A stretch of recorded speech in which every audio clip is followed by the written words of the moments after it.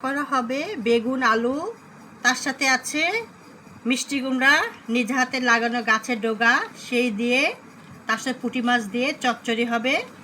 দেখতে পাচ্ছেন আমি আলু আর বেগুনটা এভাবে ছোটো ছোটো কেটে নিয়েছি। এটা আপনাদের নিজের মতো কেটে নেবেন, আমরা এভাবে কেটে দিলে আমাদের ভালো লাগে খেতে। এভাবে কেটে নিয়েছি।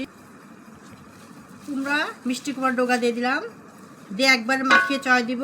পুঁটি মাছ দিয়ে চচ্চড়ি হবে, খেতে ভালো লাগবে খুবই। গরম ভাতের সাথে পরিবেশন। লিটার চামচে 1 চামচ জিরা বাটা দিয়ে দিলাম,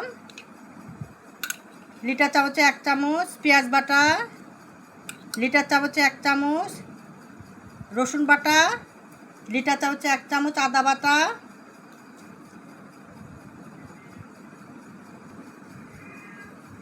লিটার চামচে 1 চামচ মরিচের গুঁড়া দিয়ে দিচ্ছি, একটু ঝাল ঝাল হবে, খেতে ভালো লাগবে। লিটার চামচে 1 চামচ ধনিয়ার গুঁড়া দিয়ে দিচ্ছি, একবার মাখিয়ে চয় দিব, এই জন্য একসাথে দিয়ে দিচ্ছি। লিটার চামচে 1/2 চামচ হলুদের গুঁড়া দিয়ে দিচ্ছি, স্বাদ মতো লবণ দিবে, একবার মাখিয়ে চয়। লবণটা পরিমাণ মতো দিতে হবে, আমি পরিমাণ মতো দিয়ে দিচ্ছি। তেলটা পরিমাণ মতো দিচ্ছি, যে যেরকম খায় আমি সেরকম করে দিয়ে দিব। বেশি হলেও সমস্যা নেই, পরিমাণ মতন। কম হলে ভাজিটা ভালো লাগবে না, সেভাবে দিতে হবে।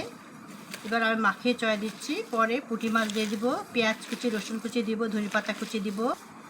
পুঁটি মাছটা একটু লবণ হলুদ দিয়ে মাখিয়ে রেখেছি, ওটা দিয়ে দিব। পানিটা পরিমাণ মতো দিচ্ছি, আমি 2 কাপ দিয়েছি, 2 মগ। এবার মরিচ কুচি দিয়ে দিচ্ছি, পেঁয়াজ কুচি রসুন কুচি সব দিয়ে দিব।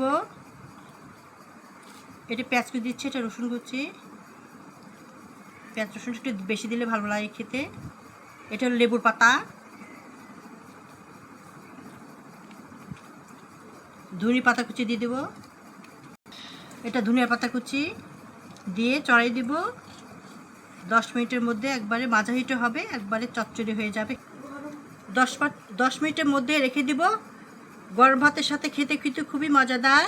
সেই চচ্চড়ি করা হচ্ছে বেগুন আলু পুঁটি মাছ দিয়ে, তার সাথে মিষ্টি কুমড়ার ডগা আছে, খেতে কিন্তু খুবই মজাদার। গরম ভাতের সাথে পরিবেশন করা হবে, আবার রুটি দিয়ে খেতেও ভালো লাগে। এবার আমি চড়াই দিব মাঝার হিটে।